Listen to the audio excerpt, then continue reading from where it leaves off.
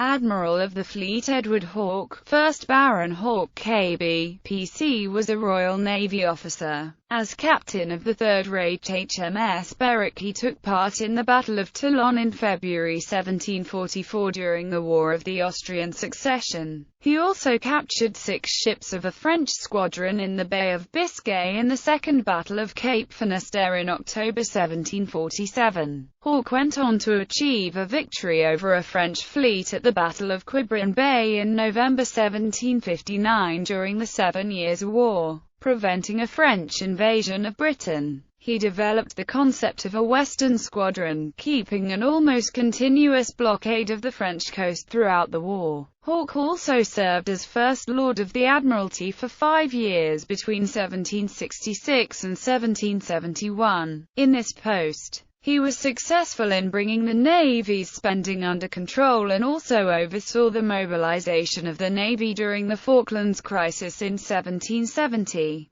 Early life. Born the only son of Edward Hawke, a barrister at Lincoln's Inn, and Elizabeth Hawke, Hawke benefited from the patronage of Colonel Martin Bladen, a Member of Parliament, who was his maternal uncle. Hawke joined the Navy as a volunteer in the 6th-rate HMS Seahorse on the North American station in February 1720. Promoted to lieutenant on 2 June 1725, he transferred to the 5th-rate HMS Kinsale on the west coast of Africa later that month, to the 4th-rate HMS Portland in the Channel Squadron in April 1729, and to the 4th-rate HMS Leopard in November 1729. After that he moved to the 4th-rate HMS Edinburgh in the Mediterranean Fleet in May 1731. To the 6th-rate HMS Scarborough in January 1732, and to the 4th-rate HMS Kingston, flagship of Commodore Sir Chaloner Ogle, Commander-in-Chief of the Jamaica station, in December 1732. After this, Hawke's career accelerated.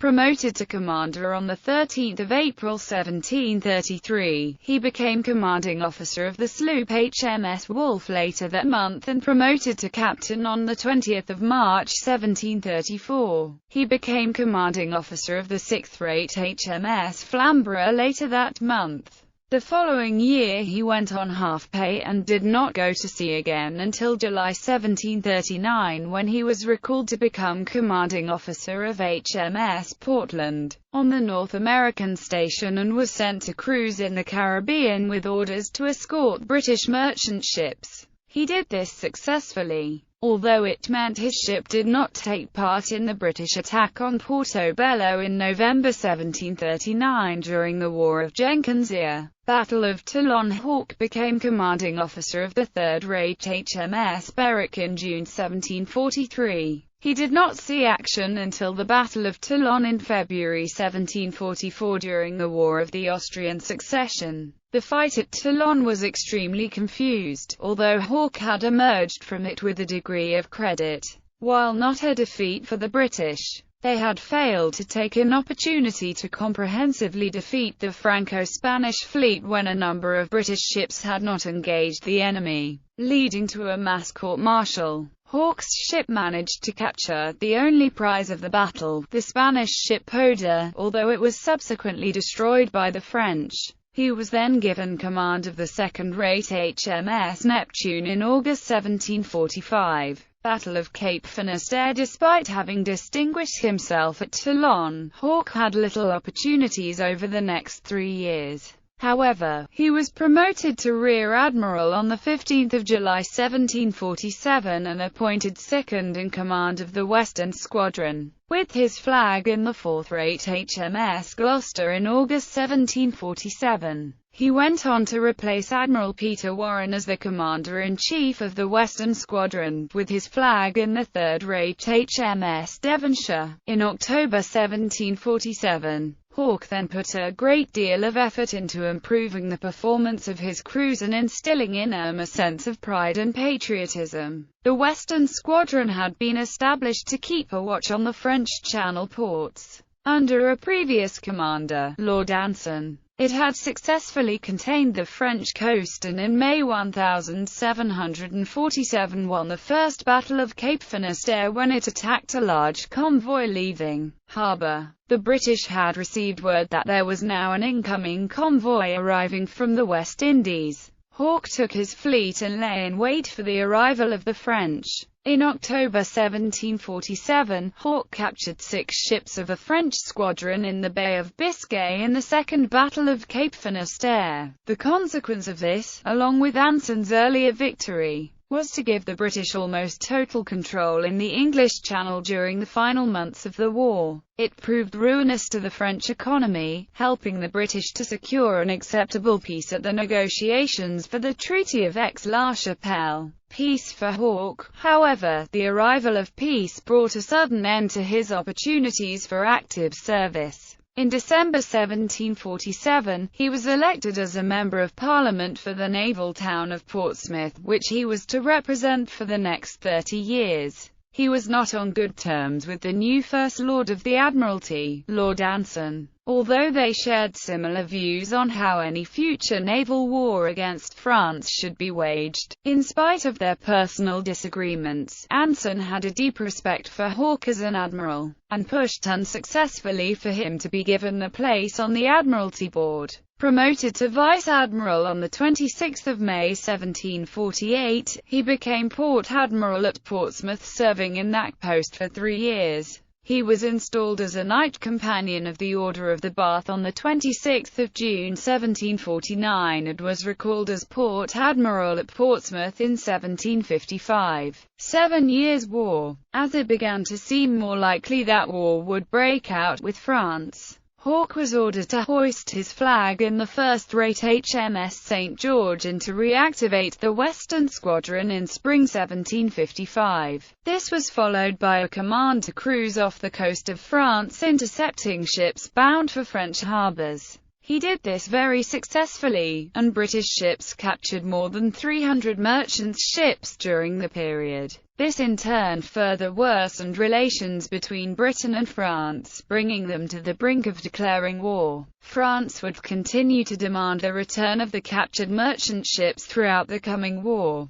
By early 1756, after repeated clashes in North America, and deteriorating relations in Europe, the two sides were formally at war. Fall of Minorca. Hawke was sent to replace Admiral John Byng as commander in the Mediterranean, with orders to hoist his flag in the second-rate HMS Ramillies. In June 1756, Byng had been unable to relieve Minorca following the Battle of Minorca, and he was sent back to Britain where he was tried and executed. Almost as soon as Minorca had fallen in June 1756, the French fleet had withdrawn to Toulon in case they were attacked by Hawke. Once he arrived off Minorca, Hawke found that the island had surrendered, and there was little he could do to reverse this. He decided not to land the troops he had brought with him from Gibraltar. Hawke then spent 3 months cruising off Minorca and Marseille before returning home, where he gave evidence against Byng. Hawke was subsequently criticized by some supporters of Byng for not having blockaded either Minorca or Toulon. He was promoted to full admiral on 24 February 1757. Descent on Rochefort. Hawke blockaded Rochefort in 1757, and later in the year he was selected to command a naval escort that would land a large force on the coast of France. The expedition arrived off the coast of Rochefort in September. After storming the offshore island of Île d'Aix, the army commander Sir John Mordant hesitated before proceeding with the landing on the mainland. Despite a report by Colonel James Wolfe that they would be able to capture Rochefort, Mordant was reluctant to attack. Hawke then offered an ultimatum: either the generals attacked immediately or he would sail for home. His fleet was needed to protect an inbound convoy from the West Indies, and could not afford to sit indefinitely off Rochefort. Mordant hastily agreed, and the expedition returned to Britain without having made any serious attempts on the town. The failure of the expedition led to an inquiry which recommended the court-martial of Mordant, which commenced on 14 December 1757 and at which he was acquitted. In 1758 Hawke directed the blockade of Brest for 6 months. In 1758 he was involved in a major altercation with his superiors at the Admiralty which saw him strike his flag and return to port over a misunderstanding at which he took offence. Although he later apologized, he was severely reprimanded. In Hawke's absence the Channel Fleet was placed under the direct command of Lord Anson. Battle of Quiberon Bay in May 1759 Hawke was restored to the command of the Western Squadron. Meanwhile the Duc de Choiseul was planning a French invasion of Britain. A French army was assembled in Brittany, with plans to combine the separate French fleets so they could seize control of the English Channel and allow the invasion force to cross and capture London. When Hawke's force was driven off station by a storm, the French fleet under Hubert de Brienne, Comte de Conflans, took advantage and left port. On 20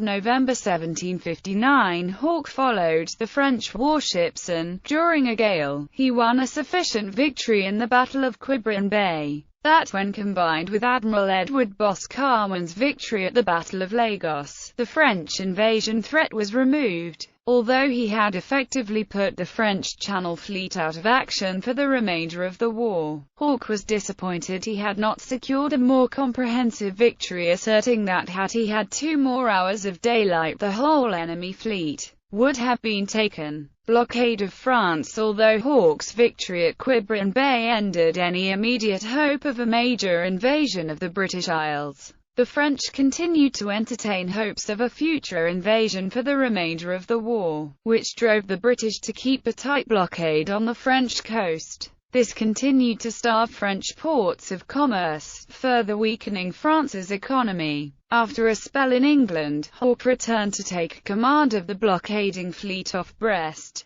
The British were now effectively mounting a blockade of the French coast from Dunkirk to Marseille. Hawke attempted to destroy some of the remaining French warships, which he had trapped in the Belisle estuary. He sent in fireships, but these failed to accomplish the task. Hawke developed a plan for landing on the coast, seizing a peninsula, and attacking the ships from land. However, he was forced to abandon this when orders reached him from Pitt for a much larger expedition. Capture of Belisle. In an effort to further undermine the French, Pitt had conceived the idea of seizing the island of Belisle, off the coast of Brittany, and asked the Navy to prepare for an expedition to take it. Hawke made his opposition clear in a letter to Anson, which was subsequently widely circulated. Pitt was extremely annoyed by this, considering that Hawke had overstepped his authority. Nonetheless, Pitt pressed ahead with the expedition against Belisle. An initial assault in April 1761 was repulsed with heavy loss but, reinforced, the British successfully captured the island in June. Although the capture of the island provided another victory for Pitt, and lowered the morale of the French public by showing that the British could now occupy parts of metropolitan France, Hawke's criticisms of its strategic usefulness were borne out. It was not a useful staging point for further raids on the coast, and the French were not especially concerned about its loss, telling Britain during subsequent peace negotiations that they would offer nothing to exchange for it and Britain could keep it if they wished. First Lord of the Admiralty. He was made First Lord of the Admiralty in the Chatham Ministry in December 1766 and promoted to Admiral of the Fleet on 15 January 1768. His appointment drew on his expertise on naval matters, as he did little to enhance the government politically. During his time as First Lord, Hawke was successful in bringing the Navy's spending under control. He also oversaw the mobilization of the Navy during the Falklands crisis in 1770 and was then succeeded as First Lord by Lord Sandwich in January 1771. Hawke was created Baron Hawke of Toulon on 20